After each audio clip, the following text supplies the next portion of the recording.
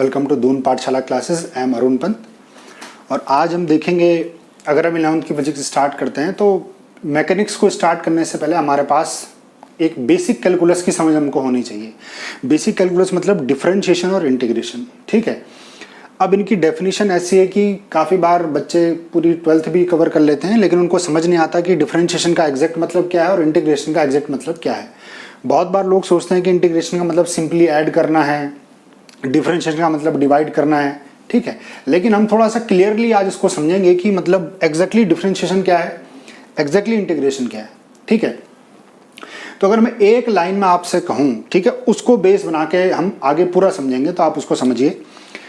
तो मैं ये कहूँगा कि डिफरेंशिएशन का एक ही मतलब है, वो क्या है, स्लोप, ठीक। स्लोप आपने 10th क्लास में भी पढ़ा होगा, ठीक है, और उससे आगे क्लासेस में भी। स्लोप मतलब कोई लाइन कितनी झुकी हुई है, ठीक। तो डिफरेंशिएशन का मतलब क्या है, स्लोप। आप इसको याद कर लीजिए, रट लीजिए, ठीक। और इंटीग्रेशन का मतलब क्या है, एरिया, ठीक। शुरू में इस पे हमको भरोसा सा नहीं होगा कि ये क्या मतलब है, लेकिन अभी देखते हैं। और देखो फिर जैसा आपने एक चीज़ और देखी होगी, अगर आप 12th क्लास की मैथ्स की बुक देखेंगे तो उसमें डिफरेंशिएशन में ये चीज़ें आपको दिखेंगी। स्लोप दिखेगा, टेंजेंट दिखेंगी, ठीक है। स्लोप का मतलब टेंजेंट ही होता है, टेन थीटा जिसको कहते हैं। और इंटीग्रेशन के साथ एरिया बाउंडेड दिखेगा, ठीक। वो इसीलिए है बेसिकली क्योंकि इसका असली सिग्निफिकेंस ही है। लेकिन अब सवाल ये उठता है कि अगर डिफरेंशिएशन का मतलब स्लोप है तो स्लोप तो हम ऐसे भी निकाल सकते हैं, y = mx + c। फिर डिफरेंशिएशन जैसी झंझट वाली चीज में dy/dx से दिखाते हैं ना डिफरेंशिएशन को, ठीक। तो किसका, dy/dx। इंटीग्रेशन भी हम कैसे दिखाते हैं, मान लिया जाए y = x dx, इस तरह से कुछ दिखाते हैं। तो अगर स्लोप का हमारे पास फॉर्मूला है तो फिर क्यों जरूरत पड़ी इंटीग्रेशन डिफरेंशिएशन की, वो इसलिए पड़ी कि ये लाइन है, ठीक।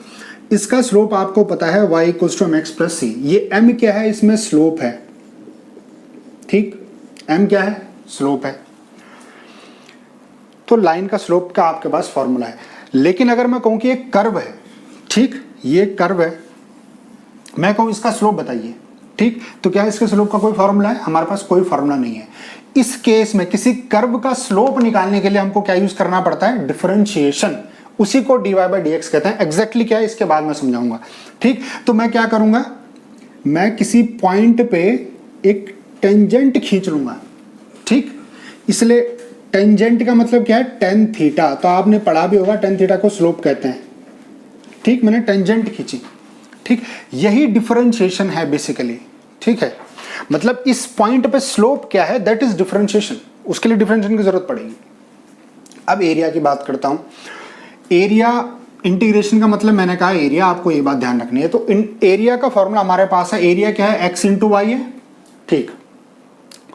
जैसे रेक्टेंगल है, ठीक, रेक्टेंगल का एरिया क्या होता है, लेंथ × ब्रेथ, वो इसका एरिया है। लेकिन अगर मैं कहूं कि कोई कर्व है मेरे पास, ऐसा कोई कर्व है, इसका एरिया बताइए, ठीक। तो इसका एरिया कैसे निकालेंगे, उसके लिए हमको इंटीग्रेशन यूज करना पड़ेगा। इंटीग्रेशन का मतलब क्या है, area under the curve. Curve का एरिया निकालने के लिए इंटीग्रेशन यूज करना पड़ता है और कर्व का स्लोप निकालने के लिए डिफरेंशिएशन यूज करना पड़ता है। ये तो पहली डेफिनेशन है, ठीक है। अब और इसमें डीप जाने की कोशिश करते हैं, ठीक। इतना आपने समझ लिया। अब देखिए आप,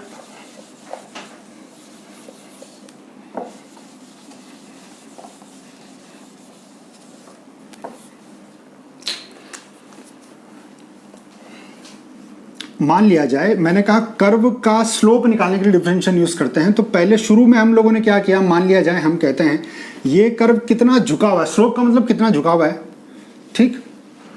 तो यहां पे दो पॉइंट होंगे, x1 y1, x2 y2, ठीक। तो स्लोप कैसे निकालते हैं, बेसिकली आपने देखा होगा स्लोप का फॉर्मूला क्या होता है, y2 - y1 / x2 - x1, ठीक। इसको मैं और क्या लिख सकता हूं, इसको मैं ΔY/ΔX भी लिख सकता हूं, ठीक। ये तो दो पॉइंट के बीच का है। अब एग्जैक्ट और भी बेहतर तरीका क्या है कि मुझे इस लाइन, ये लाइन कितनी झुकी हुई है, मैं कहूं कि किसी एक फिक्स पॉइंट पे मैं निकालूं। जैसे इस पॉइंट पे मैंने निकाला, तो इसको अगर डेल्टा, इसका मतलब क्या है, डेल्टा टेंडिंग टू 0, डेल्टा ये है ना, डेल्टा डिफरेंस को अगर मैं 0 कर दूं तो ये क्या बन जाएगा मेरे पास, ये बन जाएगा dy/dx, ठीक। यही बेसिकली डिफरेंशिएशन है, मतलब स्लोप से ही निकाला ना डिफरेंशिएशन, कोई अलग चीज़ तो नहीं करी, ठीक है ना। या फिर दूसरा तरीका आपको बताता हूँ, आपने देखी होगी एक चीज़, वो क्या कि आपने सुना होगा tan थीटा क्या होता है, परपेंडिकुलर ओवर बेस, ठीक, मतलब y बाई एक्स, ये कर्व है, ठीक, तो इसका y कंपोनेंट और x कंपोनेंट, राइट। तो y बाई एक्स का मतलब क्या है, dy बाई dx, ठीक। तो इसीलिए तो हम कह रहे हैं डिफरेंशिएशन, स्लोप ही डिफरेंशिएशन है, क्योंकि स्लोप क्या है, tan थीटा है, tan थीटा क्या है, डिफरेंशिएशन है, ठीक। और tan थीटा, मैंने क्या कहा, इस पॉइंट पे टेंजेंट खींचेंगे, tan थीटा की फुल फॉर्म क्या होती है, टेंजेंट होती है, यही टेंजेंट डिफरेंशिएशन है, ठीक। मैं बिल्कुल डीप जाके आपको बता रहा हूं कि एग्जैक्टली डिफरेंशिएशन क्या है, ठीक है, आपको ज्यादा कंफ्यूज होने की इसमें जरूरत नहीं है।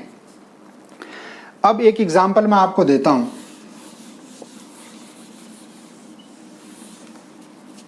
बेसिक फॉर्मूला हमारे पास क्या है डिफरेंशिएशन का, d by d x of x to the power n is equals to n x की पावर n माइनस 1, ठीक है।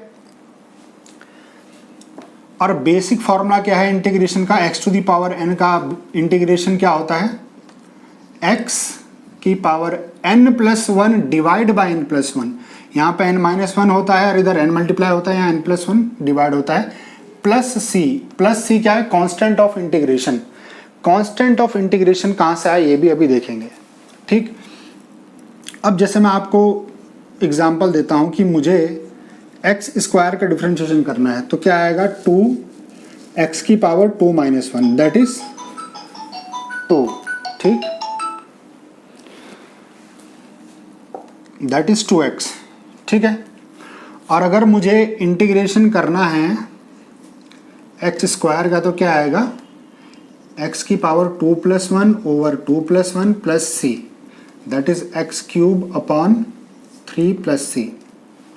आप कहेंगे c क्या है, ठीक है, ये c क्या है। देखो अगर मैं एक चीज़ आपसे कहूँ कि मैं डिफरेंशिएशन कर रहा हूँ D by d x of, अगर मैं एक्स स्क्वायर प्लस 2 का डिफरेंशिएशन करता, तो एक्स स्क्वायर का तो 2x मैंने लिखा, और 2 का डिफरेंशिएशन कितना होता है, कांस्टेंट का डिफरेंशिएशन हमेशा क्या होता है, 0 होता है, ठीक।